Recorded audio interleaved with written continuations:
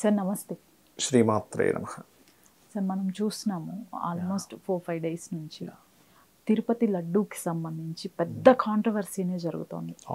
ఆ మహాప్రసాదంలో ఒక యానిమల్స్కి సంబంధించి రిపోర్ట్లో ఫ్యాట్ కలిసింది అని, పంది కొవ్వు దగ్గర నుంచి ఫిష్ అండ్ పోర్క్ ఇవన్నీ కలిసాయి అని చెప్పేసి రిపోర్ట్ రావటం, ఇది పెద్ద దుమారాన్నే రేపుతోంది. ఎగ్జాక్ట్లీ. ఎలా చూడాలి అంటారు అసలు ఈ కంప్లీట్ ఉదంతాన్ని? సాక్షాత్తు వెంకటేశ్వర స్వామిని మనం ఎంతో మంది మన రాష్ట్రం వాళ్ళే కాదు, మన దేశం వాళ్ళే కాదు, విదేశాలు వాళ్ళు కూడా కేవలం ఆయన్ని దర్శించుకోవటానికి వచ్చిన వాళ్ళని ఆయన ప్రతిష్టకు భంగం కలిగేలా చేశారు అని అనుకోవచ్చా? ఎలా చూడాలి సార్ దీన్ని? ఒకటమ్మా, ఇప్పటికైనా బయటపడింది. దీన్ని మనం ఇప్పుడు బయటపడకపోతే పరిస్థితి ఏమిటి? బయట పెట్టినందుకు ఒక రకంగా దాన్ని ఒక నెల రోజుల ముందే తెలిస్తే కూడా దాన్ని 1-10 సార్లు టెస్ట్ చేసి ఇది నిజమే కదా అని చెప్పి నిర్ధారణ చేసుకుని బయటపెట్టారు విషయం. రెండవది ఏంటంటే, ఇక్కడ అసలు చాలా మనోభావాలకు సంబంధించిన విషయం ఇది. సనాతన ధర్మంలో ఎవరైతే నమ్ముతారో చూడండి అమ్మ, మనం ఎవరికైనా మనం తిరుపతి లడ్డు ఇస్తే ఫస్ట్ చెప్పులు ఇప్పేసి నాకు ఎంతో అదృష్టవంతుడిని, నాకు లడ్డు దొరికిందని ఫీల్ అవుతాం. అవునా కదా? అలాగే ఆ రోజు పొరపాటున ఎవరైనా, ఉదాహరణ మనం మధ్యాహ్నం వరకు లడ్డు ఇస్తున్నాం, నాన్ వెజిటేరియన్ తింటే ముట్టుకోము. అయ్యో నేను నాన్ వెజిటేరియన్ తిన్నానండి అని అక్కడ పెట్టేమని రేపు పొద్దున్న స్నానం చేశాకో అప్పుడు తీసుకుంటాం దాన్ని మనం. అవునా కదా?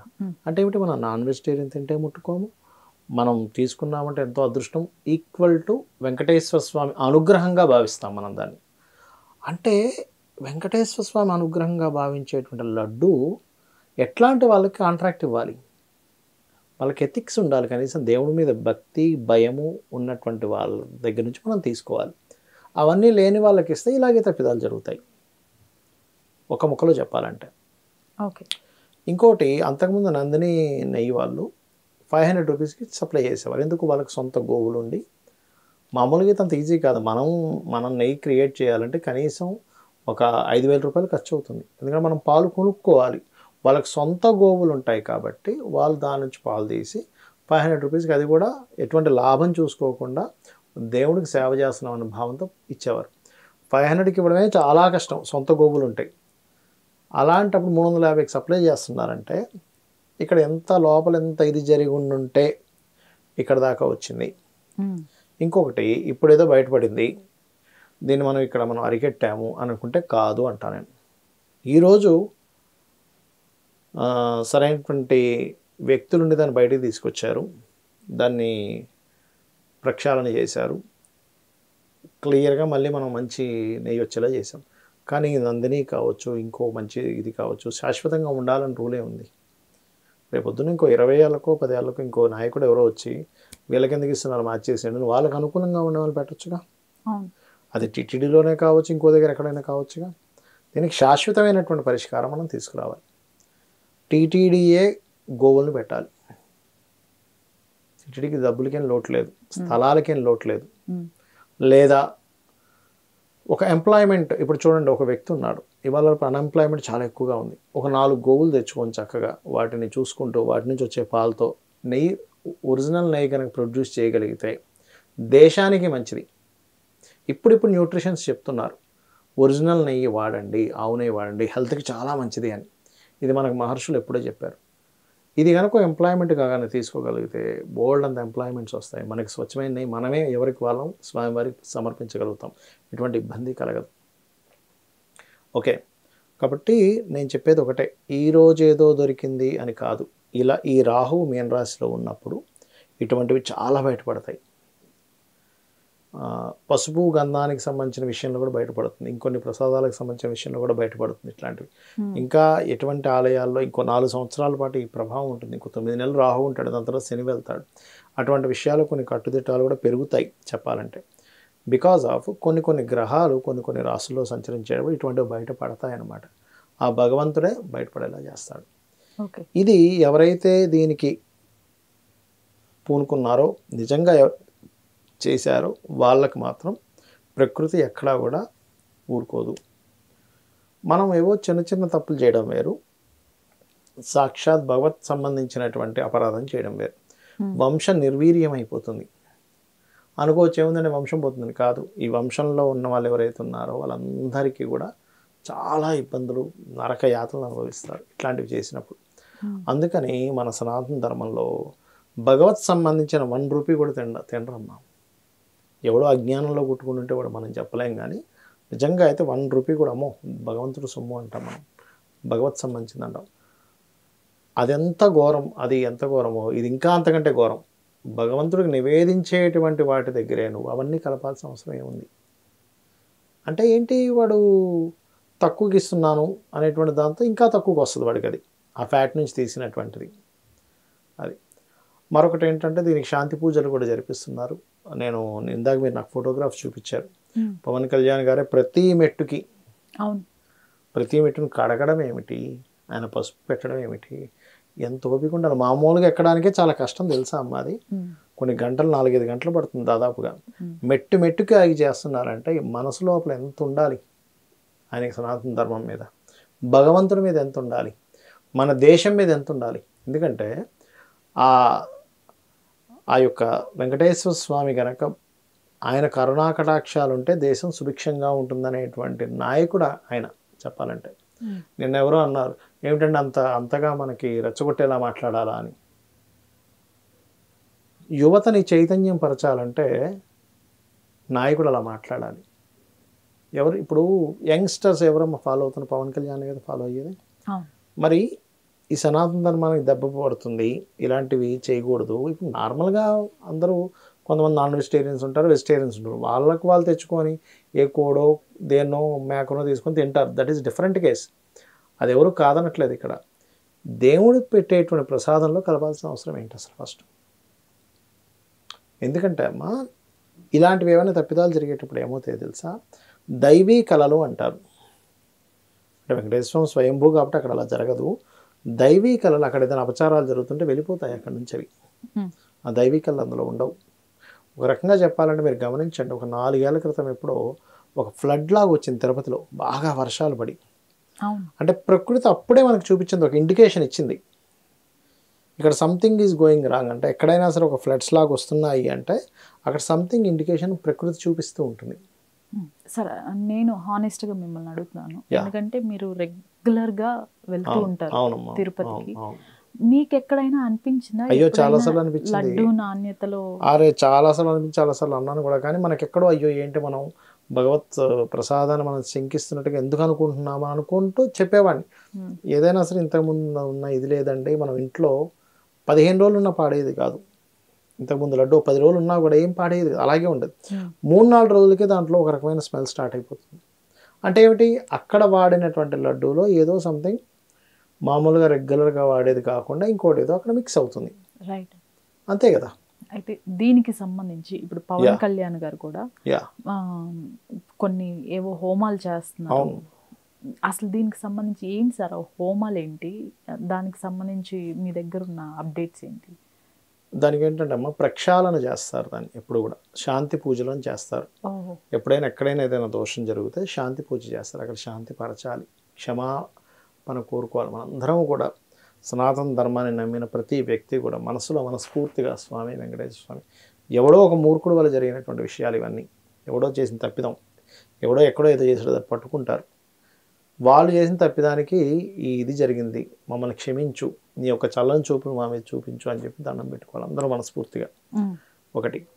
ఇంకోటి ఏంటంటే యథా రాజా తదా ప్రజ అంటారు. ఇప్పుడు మనకు చూడండి అమ్మ, వేళ్ళ మీద లెక్క పెట్టుకోవచ్చు, ఎంపీలు కావచ్చు, ఎమ్మెల్యేలు కావచ్చు, సీఎంలు కావచ్చు, పిఎంలు కావచ్చు, కరప్టెడ్ లేని వ్యక్తుల్ని చాలా వేళ్ళ మీద లెక్క పెట్టుకోవచ్చు. అసలు అతను మన పవన్ కళ్యాణ్ గారు ఎవరికైనా ఏదైనా కావాలంటే ఆయన సినిమాలో చేసిన డబ్బులు ఇలా ఇచ్చేసే వ్యక్తి. అలాంటిది కరప్షన్ అనేటువంటిది ఆయన మైండ్లో కూడా లేదు, ఎక్కడ కూడా ఆయన బ్లడ్లో లేదు, మైండ్లో లేదు, ఆయన వరకు నేను చెప్తుంది.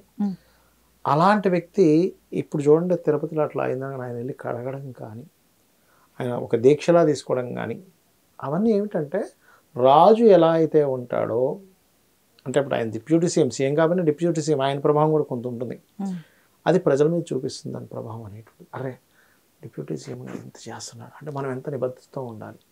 అలా కాకుండా ఏదో పిచ్చి నేను ఇందాక ఎవరో చెప్తున్నారు, అదేదో తమిళనాడులో ఎక్కడో చచ్చిపోలేదు కదా అంటున్నట్ట. అవును సార్, ఒక పొలిటీషియన్ లడ్డు తినడం వల్ల చనిపోలేదు కదా, ఎందుకు ఎంత ఇష్యూ చేస్తున్నారు అంటే చనిపోతేనే నువ్వు తీసుకుంటావా? నేనేమడుగుతానంటే ఇప్పుడు సూత్తో పొడుస్తావు అతన్ని, సూత్తో పొడుస్తున్నావు, నువ్వు చచ్చిపోవట్లేదు కదా అంటే ఒప్పుకుంటాడా? బట్టలు ఇప్పుకొని తిరుగు, చనిపోవట్లేదుగా. దానికంటూ ఒక ఎమోషన్ ఉంటుంది, మనిషికి ఎమోషన్స్ అనేవి ఉంటాయి కదా.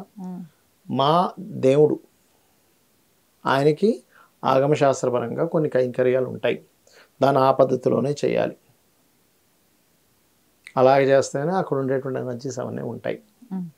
అది ఎవడో తలకాయ లేనివాడు ఇష్టం వచ్చినట్టుగా మాట్లాడితే కాదు. నువ్వు మాట్లాడే ప్రతి మాట కూడా రికార్డ్ అవుతూ ఉంటుంది, ఈ పంచభూతాలు రికార్డ్ చేస్తూ ఉంటాయి. దానికి తగ్గ మూల్యం చెల్లించుకోవాలి. ఇప్పుడు నీకు కనబడకపోవచ్చు, కొన్నిసార్లు చూడండి అందరూ ఏమనుకుంటారంటే ఆయన అలా మాట్లాడాడు, ఆయనకి ఏం కాలేదు, దేవుడు లేడేమో అనుకుంటారు. కాదు. ఇప్పుడు ఒక హాల్ ఉందమ్మా, అక్కడ అందరూ ఎగ్జామ్ రాస్తూ ఉంటారు, ఆ టీచర్ అటు ఇటు తిరుగుతూనే ఉంటాడు. మంచిగా రాసేవాడిని చూసి నువ్వు బాగా రాస్తున్నావు అండు, తప్పులు రాసేవాడిని ఏమండు, సైలెంట్గా తిరుగుతూ ఉంటాడు. ఎగ్జామ్స్ అయిపోయిన తర్వాత, రాయడం అయిపోయిన తర్వాత మార్కులు వేసేటప్పుడు వేస్తాడు. ఎవరిని పాస్ చేయాలా ఎవరిని ఫెయిల్ చేయాలా ఆయనకి తెలుసు, మాస్టర్కి ఎట్లా తెలుసు ఆ భగవంతుడికి తెలుసు, గుర్తుపెట్టుకోండి. అలాగే చాలామంది ఏమనుకుంటారంటే వెంకటేశ్వర స్వామి ఆపొచ్చు కదా, మీరు ఇందాక స్టార్టింగ్లో అడిగారు. అయితే చాలా మంది సార్ నార్మల్ గానే ఇప్పుడు హిందూ ధర్మం గురించి ఎక్కువైపోయినాయి జోక్స్ కానీ, లెగిస్తే అవి మూఢనమ్మకాలు అంటారు, ఇంకోటి ఎక్కువైపోయాయి. దీన్ని ఆసరాగా తీసుకొని ఇంత జరుగుతుంటే ఈ 5 ఏళ్ళు మరి వెంకటేశ్వర స్వామి కళ్ళు మూసుకొని ఉన్నారా, మీ దేవుడు ఏం చేయలేకపోయాడా? చాలా మంచి డిఫరెంట్ కామెంట్స్ చెప్తాను. వీటిని ఎలా చూడాలి? ఫస్ట్ ఆఫ్ ఆల్ ఏంటంటే అమ్మా, అక్కడ విపరీతమైన వర్షం వచ్చి అప్పుడే చెప్పింది ప్రకృతి ఇక్కడ సంథింగ్ గోయింగ్ అనగానే. ఒకటి. రెండోది ఏంటంటే ఒకసారి మీరు పురాణాల్లోకి వెళ్ళండి. రావణాసురుడు పుట్టగానే రాముడు వెంటనే అవతారం ఎత్తేం చంపేయలేదు రావణాసురుడిని, పాపం పండాలి. హిరణ్యకశిపుడు ఆయన బోల్డ్ని వరాలు పొంది రకరకాల అగత్యాలు చేశాక అప్పుడు నరసింహస్వామి అవతారం వచ్చి అతన్ని హతమార్చడం జరిగింది. హిరణ్యాక్షుడు అంటే ఏమిటి, ఇలా అయిపోగానే అలా రాడు, దానికి ఒక సమయం ఉంటుంది, పాపం పండాలి. మన పురాణాలు అన్నింటిలో చెప్పింది అదే. పాపం పండే వరకు అతను పుణ్యం ఉంటుంది కదా, అనుభవించాల్సిన పుణ్యం ఉంటుంది కదా, పుణ్యాన్ని అనుభవింపజేస్తాడట భగవంతుడు. పుణ్యం అయిపోయింది, పాపం సమయం వచ్చింది. అదేదమ్మా.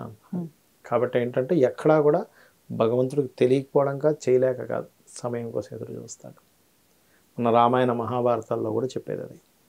సరే, ఈవెన్ ఈ లడ్డూకి సంబంధించి ఈవెన్ ఆఖరికి సినిమా ఫంక్షన్స్లో కూడా ఒక హేళన స్టార్ట్ అయిపోయింది.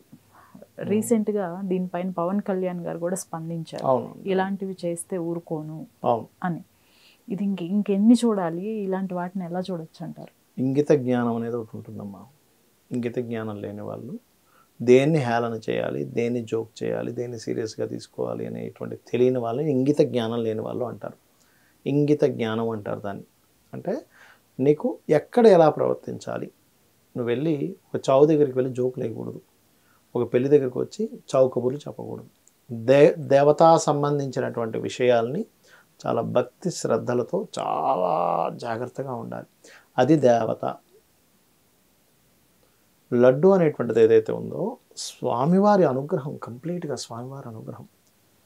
స్వామివారి చాలామంది నాకు మొన్న అడిగారు, ఏమంటే అన్ని లడ్డూలు స్వామివారి దగ్గర పెట్టరంట కదా, మరి దీనికి పవర్ ఉంటుందా అని. ఏమన్నానంటే ఏమండి, కొండ మీద తయారవుతుందండి అది.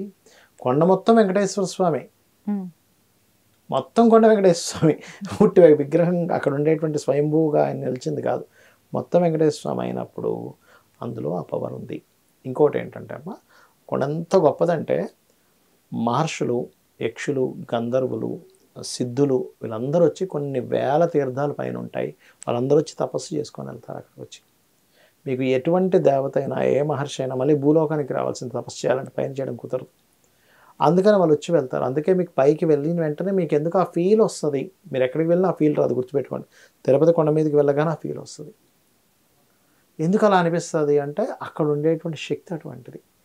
అలాంటప్పుడు పొరపాటును కూడా మనసులో కూడా జోక్ చేయాలనేటువంటి ఫీలింగ్ రాకూడదు, మనసులో కూడా రాకూడదు. వచ్చింది అంటే అది పాపానికి దారితీస్తుంది. మీ పాపం పండినట్టే. మీ పాపం పండినప్పుడే ఆ ఫీల్ వస్తుంది మీకు జోక్ చేయాలని. మీకు నిజంగా భగవంతుడి మీద ఉన్నప్పుడు అటువంటి థాట్ కలలో కూడా రాదు, రాకూడదు. చాలా సీరియస్ ఇష్యూ, చాలా సీరియస్గా అర్థం చేసుకోవాలి. చాలా సీరియస్గా ఇంకెక్కడా కూడా ఈ దేవతా సంబంధించిన విషయాలు ఇట్లాంటి తప్పిదాలు జరగకుండా మనందరం చూసుకోవాలి. టీటీడీ వాళ్ళే గోవుల్ని పెంచాలి, అవును, దానికి శాశ్వత పరిష్కారం అంతేనమ్మా, ఎందుకంటే చెప్పారు. ఇంకోటి లేదు. అవును. పవన్ కళ్యాణ్ గారు ఇట్లాంటివి జరగకుండా ఉండాలి అంటే గవర్నమెంట్స్ మారాక కూడా కంప్లీట్ సనాతన ధర్మానికి సెంట్రల్ లెవెల్లో ఒక బోర్డు ఉండాలి అని ఒక ప్రతిపాదన తీసుకొచ్చారు. దాన్ని ఎలా మనం కన్సిడర్ చేయొచ్చు అంటారు? దానికి ఎలా ముందుకు వెళ్ళాలంటారు? సనాతన ధర్మం ఏదైతే ఉందో అది మానవాళ్ళందరినీ కూడా ఒక సక్రమమైనటువంటి మార్గంలో పెట్టేటువంటి ఒక రూట్ అది. మరి అలాంటప్పుడు అది దానికి ఒక బోర్డు ఉండడం 100% కరెక్ట్ ఆయన మాట్లాడిన దాంట్లో. ఇప్పుడు సనాతన ధర్మం అంటే ఏంటి? పరోపకారం పుణ్యం, పరపీడనం పాపం అనేటువంటి సిద్ధాంతాల మీద వెళ్తూ ఉంటుంది సనాతన ధర్మం. సనాతన ధర్మాన్ని నమ్మినటువంటి వ్యక్తి బొట్టు పెట్టుకుంటాడు. బొట్టు పెట్టుకుంటున్నావు అంటే అర్థం ఏమిటంటే నువ్వు పూర్వజన్మ సిద్ధాంతాన్ని నమ్ముతున్నావు అని అర్థం. బొట్టు ఎందుకు పెట్టుకుంటారంటే పూర్వజన్మ సిద్ధాంతాన్ని నమ్ముతున్నావు. అది చిన్నదా పెద్దదా అని కాదు. ఆ సిద్ధాంతాన్ని నమ్మితే దాని అర్థం ఏమిటి? నువ్వు పూర్వజన్మలో పాపం చేస్తే ఈ జన్మలో అనుభవిస్తావు. నువ్వు ఈ జన్మలో కనుక బాగుంటే నెక్స్ట్ జన్మ నీకు బాగుంటుంది. This is the rule. అలాంటప్పుడు పక్కవాడితో ఎలా ఉంటాడు మనిషి? చాలా జాగ్రత్తగా వాడిని ఇబ్బంది పెట్టకుండా ఉంటాడు. నీకు చుట్టూ ఇబ్బంది పెట్టే వాళ్ళు ఉండాలా? ఇబ్బంది పెట్టకుండా హ్యాపీగా ఉండే జీవితం కావాలా? సుఖంగా ఉండేదే కావాలిగా. నువ్వు అమెరికా కొన్ని కంట్రీస్లో ఉంటారు, వాళ్ళు గన్లు పట్టుకొని తిరుగుతుంటారు, ఎప్పుడెప్పుడు చంపేస్తాడో తెలియదు. అలాంటి జీవితం కావాలా? లేకపోతే సస్యశ్యామలంగా ఉండే జీవితం కావాలంటే సస్యశ్యామలంగా ఉండేదే కావాలని కోరుకుంటాం కదా. దట్ ఈజ్ సనాతన ధర్మ. మరి అలా సస్యశ్యామలంగా ఉండేటువంటి ఒక ధర్మానికి ఒక బోర్డు ఇప్పటి వరకు లేకపోవడం, ఈ పవన్ కళ్యాణ్ గారు వచ్చి చెప్పేదాకా కూడా ఎవరు దీని గురించి ఆలోచించకపోవడం, ఎంత ఈ విషయం చూడండి. ఆయన ఎంత గొప్పగా ఆలోచించాడు అనేది దాన్ని మనం అర్థం చేసుకోవాలి. అంటే ఇప్పుడు బోర్డు అనేది ఉండాలి, నియమించబడితే ఈ బోర్డే సెంట్రల్ లెవెల్లో మొత్తం అన్ని ఆలయాలని చూసుకోవాలి. ఎందుకంటే అది కరెక్ట్. ఎందుకంటే అమ్మా ఇక్కడ ఎప్పుడైతే రాజకీయము అండ్ ఒక కమర్షియల్ రిలేటెడ్గా ఎప్పుడైతే ఎంటర్ అవుతుందో టెంపుల్స్లోకి, అక్కడ జరిగేది ఏమిటంటే ఇట్లాంటి తప్పిదాలే జరుగుతాయి. వాళ్ళు ఎంతసేపు ఎవడు తక్కువకి ఇస్తాడు, ఎవడు నాణ్యతగా ఇస్తాడని చూడరు. ఎవడు తక్కువకి ఇస్తాడు, మనకేం మిగులుతుంది దాంట్లో. అలా కాకుండా ఒక సనాతన ధర్మ సంబంధంగా వెళ్తున్నప్పుడు ఎవరు నాణ్యతగా ఇస్తారు, ఎక్కడ మనం ఎవరు తప్పు చేయకుండా ఉంటారు అనేటువంటి వాళ్ళని మాత్రమే నియమించుకోవడం జరుగుతుంది. అర్థమైందమ్మా? కాబట్టి ఈ బోర్డు ఉండడం ఖచ్చితంగా అవసరం, అది చేయాలి. దానికి నియమించే వ్యక్తుల్ని కూడా దేవుని మీద భక్తి, భయము, పాపభీతి ఉన్నవాడిని పెట్టాలి. అక్కడ పాపభీతి లేని వాళ్ళని పెడితే ఇలాగే ఉంటుంది. All right sir, thank you so much. శ్రీమాత్రే నమః.